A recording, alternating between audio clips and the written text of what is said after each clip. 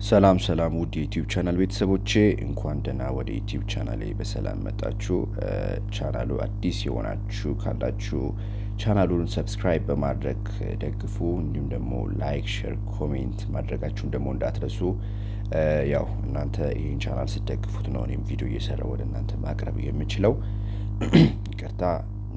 ስለሆነም በተለያዩ ቪዲዮዎች መልካም ነገሮችን እንደወሰዳችሁ እንዲሁም እንደጠቀማችሁ ተስፋ አደርጋለሁ። ዛሬም በሌላ ቪዲዮ ወደ እናንተ ቀርብ ያለው በዛሬው ቪዲዮ ላይ ስለ ብለር ታይፕ ኦ እናወራለን ማለት ነው። ከዚህ በፊት የሰራሁት ቪዲዮ ላይ ስለ ብለር ታይፕ ኤ ፕላስ አውርቻችኋለሁ። የደም አይነታቸው ኤ ፕላስ የሆኑ ሰዎች ምን አይነት ምግብ መመገብ አለባቸው፣ መመገብ የሌለባቸውስ ምግቦች ምንድናቸው፣ እንዲሁም ውፍረት ለመቀነስ ወይም ደግሞ ለመጨመር የሚጠቅማቸው የምግብ አይነቶች ምንድናቸው የሚለውን በሰፊው ለማሳየት ሞክሬያለሁ። ያንን ቪዲዮ ያላያችሁ እንዲሁም የደም አይነታችሁ ኤ ፕላስ የሆናችሁ ሰዎች ካላችሁ ተመልሳችሁ ያን ቪዲዮ ብታዩት ይጠቅማችኋል። ይህንንም ቪዲዮ ደግሞ ለጓደኞቻችሁ ወይም ደግሞ ለሌሎች ማሳየትም ሼር በማድረግ መደገፍ ትችላላችሁ። እንደሚታወቀው ኦ የደም አይነት ያላቸው ሰዎች በዓለም ደረጃ ከፍተኛውን ደረጃ ይዛሉ። በፐርሰንት በሚገለጽበት ጊዜ 42% የሚሆኑት የዓለም ሕዝብ የብለር ታይፕ ኦ አባል ናቸው። ስለሆነም ይሄ ቪዲዮ ለብዙ ሰዎች እንደሚጠቅም በኢትዮጵያ ውስጥ በተሰራ ጥናት ከፍተኛውን መጠን የሚይዘው የብለር ታይፕ ኦ አባል ናቸው ማለት ነው። ዜርፎር ብዙዎቻችሁ የደም አይነታችሁ ኦ እንደሚሆን በማሰብ ይህን ቪዲዮ ለመስራት ሁኛለሁ ማለት ነው። ስለሆነም ወደ ዋናው ሀሳቤ በምመጣበት ጊዜ የደም አይነት ኦ የሆኑ ሰዎች መመገብ ያለባቸው ምግቦች ምንድን ናቸው፣ መመገብ የሌለባቸው ምግቦችስ ምንድን ናቸው፣ እንዲሁም በመጨረሻ የደም አይነታቸው ኦ የሆኑ ሰዎች ውፍረት ለመቀነስ የሚጠቅማቸው የምግብ አይነቶች ምንድን ናቸው። በአብዛኛው ጊዜ በእኛ ሀገር ያልተለመደ ነገር አለ። ምክንያቱም ሁላችንም የደም አይነታችን ሊለያይ ይችላል፣ ግን የምንሰራቸው የኤክሰርሳይሶች አንድ አይነት ናቸው። የስፖርት ኤክሰርሳይዝ ሊሆን ይችላል፣ የዳይት ኤክሰርሳይዝ ሊሆን ይችላል፣ ወይም ደግሞ ምግብ አለመመገብ ወይ ደግሞ ስጋ መቀነስ ሊሆን ይችላል እና ትልቁ ችግር እሱ ነው። ምግቡን በምንመገብበት ወይም ደግሞ ውፍረት ለመቀነስ በምናስብበት ጊዜ የደም አይነታችንን ማወቅ መቻል አለብን። ምክንያቱም ከደም አይነታችን ጋር የሚሄዱ ምግቦችን ነው መመገብ የሚኖርብን ማለት ነው። ስለሆነም በዛሬው ቪዲዮ እስከ መጨረሻው ቪዲዮን በማየት ጥሩ ትምህርት ታገኛላችሁ ብዬ አስባለሁ። ስለሆነም እስካሁን ያብራራሁላችሁ ነገሮች በሙሉ በዚህ ቪዲዮ ማቀርብላችሁ ይሆናል ማለት ነው። ወደ መጀመሪያው ርዕሴ በምገባበት ጊዜ የደም አይነታቸው ኦ የሆኑ ሰዎች ምን አይነት ምግብ መመገብ አለባቸው? ይሄ ከጤና አንጻር ነው የምናየው። ጤናማ ህይወት ለመኖር እና የተረጋጋ ሳቲስፋይድ የሆነ ኑሮ ለመኖር የሚጠቅሙ የምግብ አይነቶች ምንድን ናቸው ነው የሚለውን ነው።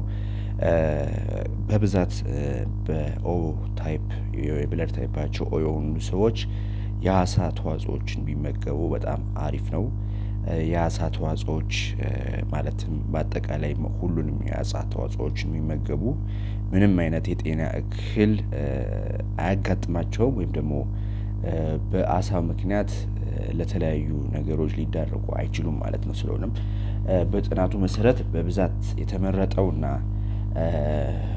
ቢያደርጉትም ችግር የማያመጣው የአሳ ተዋጽኦችን መመገብ ነው ማለት ነው።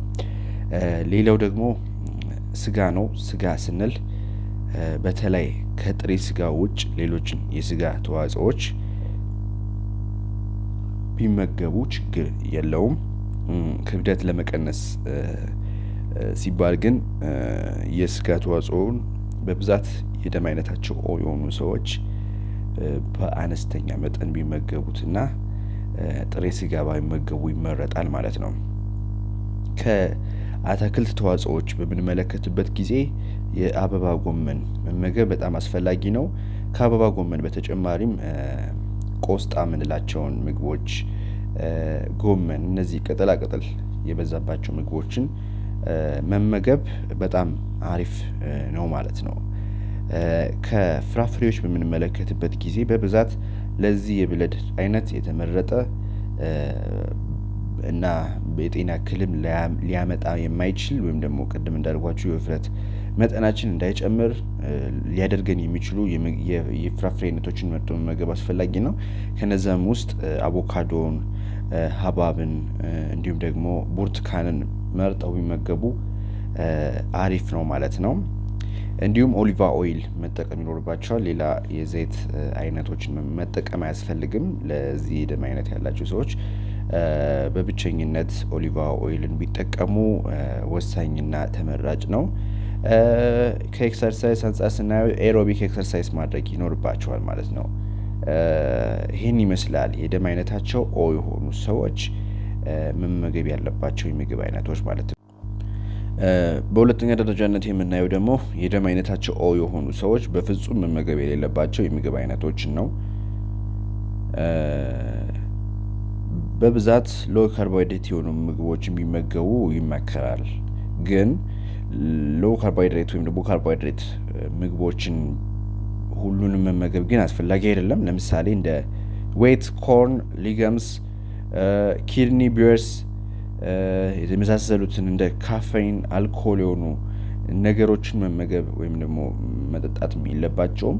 ከነዚህ ነገር ራሳቸውን መጠበቅና መቆጠብ ይኖርባቸዋል ማለት ነው። የደም አይነታቸው ኦ የሆኑ ሰዎች ከፍተኛ መጠን ያለው የእንስሳት ፕሮቲን ከተመገቡ ለተለያዩ በሽታዎች ሊዳረጉ እንደሚችሉ ማወቅ ይኖርባቸዋል። ስለሆነም የፕሮቲን መጠኑ በእንስሳ ላይ ከፍ ስለሚልም የእንስሳት ተዋጽኦች ሆኖ ፕሮቲናቸው ከፍ ያሉ ምግቦችን አለመመገብ በጣም አስፈላጊና ወሳኝ ነገር እንደሆነ መገንዘብ ያስፈልጋል ማለት ነው። የደም አይነታቸው ኦ የሆኑ ሰዎች ክብደት ለመቀነስ የሚጠቅማቸው የምግብ አይነትስ ምንድን ናቸው? ምን አይነት ምግብ ቢመገቡ ነው ክብደታቸውን መቀነስ የሚችሉት ብለን በምንመለከትበት ጊዜ ደግሞ መገለጫ የተባሉ ወደ 1-4 የሚደርሱ ምግቦች አሉ። እነሱን እንመለከታለን። የመጀመሪያው ፋይበር ነው። ፋይበር በምንመለከትበት ጊዜ የቬጂቴብል ተዋጽኦችን በተለይ ደግሞ ቀደም እንዳልኳችሁ ሆል ግሬኖችን ደግሞ ጥራጥሬዎችን መመገብ በጣም አሪፍ ነው። ባቄላን ከሰላጣ ጋር ቀላቅሎ መመገብም በጣም አሪፍ ነው። ይህንን በተለይ በቁርስ ሰዓት ላይ ቀላቅለው በማንኪያ ወይም በሹካ ሊመገቡት ይችላሉ፣ ያለምንም ሌላ ተጨማሪ ምግብ ማለት ነው።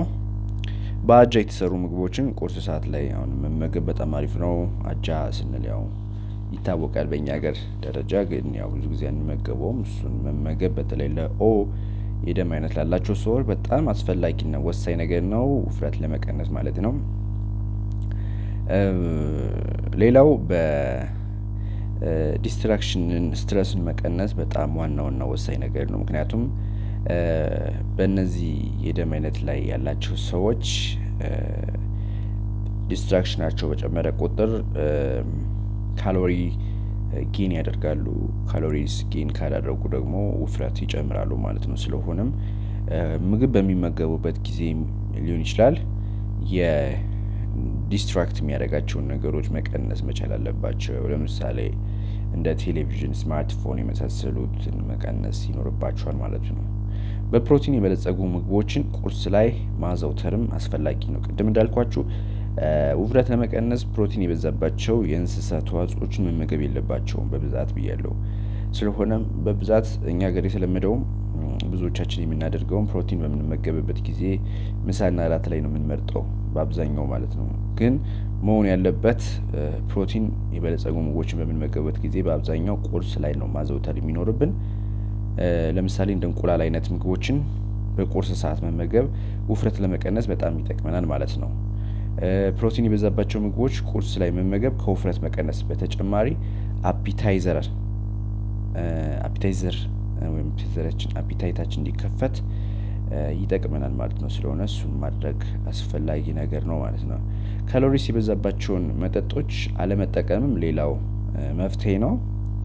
ለምሳሌ እንደ ሚልኪ ሼክ ሊሆን ይችላል፣ ስፖርት ድሪንክ ሊሆን ይችላል፣ ኮፊ፣ ፍሌቨርድ ዋተር ወይም ደግሞ አምቦ የምንለው ማለት ነው።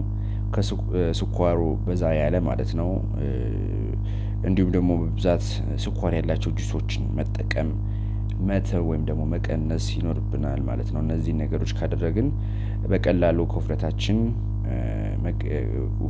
ከውፍረታችንን ቀንሰን የተስተካከለ የሰውነት አቋም እና ቅርጽ እንዲኖረን ማድረግ እንችላለን ማለት ነው።